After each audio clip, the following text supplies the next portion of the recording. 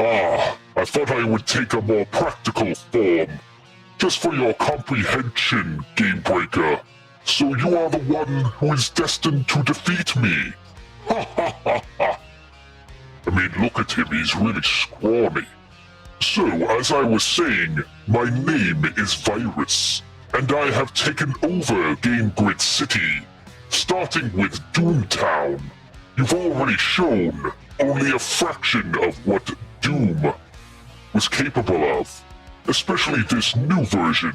So tell me, what do you propose to do about that? First, the stylish one is just going to say, your voice is awful. Seriously, get a throat lozenge. And second, you believe, for 1 single second, that the stylish one was done with this re-release of Doom. Is that really what you think? Well, of course it's what It doesn't matter what you think! That's why the stylish one wasn't done. This is Doom 2 with the Doom re-release. Dude, let's rock! So continuing on where the stylish one left off, Doom 2 is a better measure of that re-release.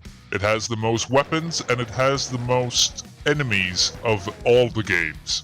And one of the features that I actually like about this Kex engine version is being able to select difficulty modifiers. In this case, I just had to select the use multiplayer items because I didn't have any clue what that did. But as you saw from the start, it just drops all weapons.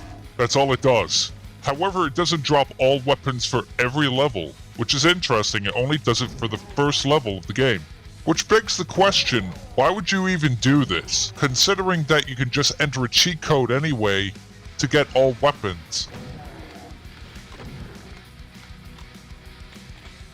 And also, if you didn't notice, the enemies can respawn if you select that modifier. But again, why would you do this instead of playing on a harder difficulty level? But also, the modifiers don't give you the ability to keep the enemies dead as a modifier. So if I wanted to play on the hardest difficulty, where the enemies do respawn, there's no modifier to stop them from respawning. But I'll address the elephant in the room of this re-release. Everyone got this simply because of Legacy of Rust. People didn't buy this game for the new soundtrack. They certainly didn't buy it for just the vanilla features or the modifiers. It was just for one WAD file. However, to give credit to Nightdive, throwing in other map packs, and if you only owned one Doom game, it could be the first one or the second one. The stylish one himself only had the first one on Steam. And since this re-release came about, I now own Doom 2, Legacy of Rust, Sigil 1, which you can get Sigil 1 for free anyway off of Romero.com, the Doom 2 Master Levels, Plutonia, and TNT. And last but not least, No Rest for the Living. But Gamebreaker, aren't you forgetting something? You can still play Sigil 2. Yeah, Egghead here is actually correct. If you select Doom 1 or Doom 2, you can select the mod tab, which not only features Sigil 2, but other fan-made mods as well. It's awesome that this has that feature, but the stylish one will admit, it's kinda lost on me, considering you can do this in GZ Doom anyway.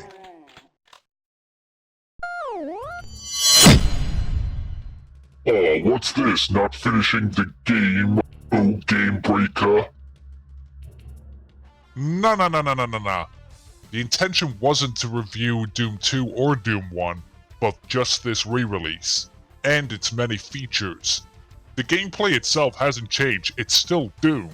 Unlike GZ Doom, there's no mouse look, which is to be expected on this.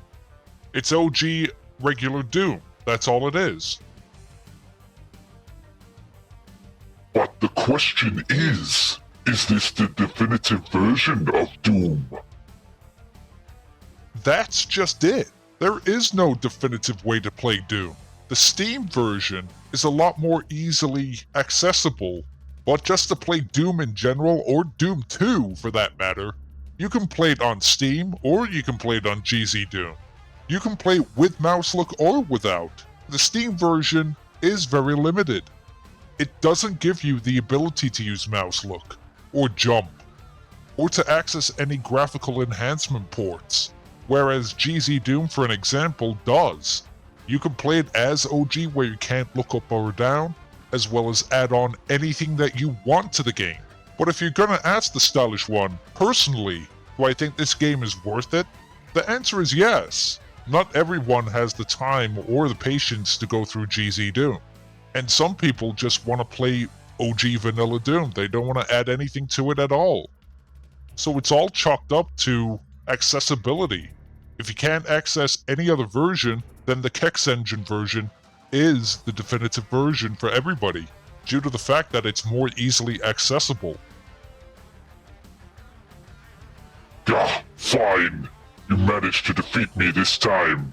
But there are more games and more Doom to cover. It will not be so easy for you next time. Who said the stylish one wanted it to be easy?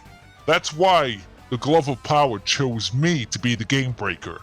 To break the games, and to make every other gamer aware of what game they're playing or want to play. But there will be a day, Virus, that the stylish one will make sure to turn all those shitty games sideways and to stick it straight up your candy ass. Oh, and there's one other thing.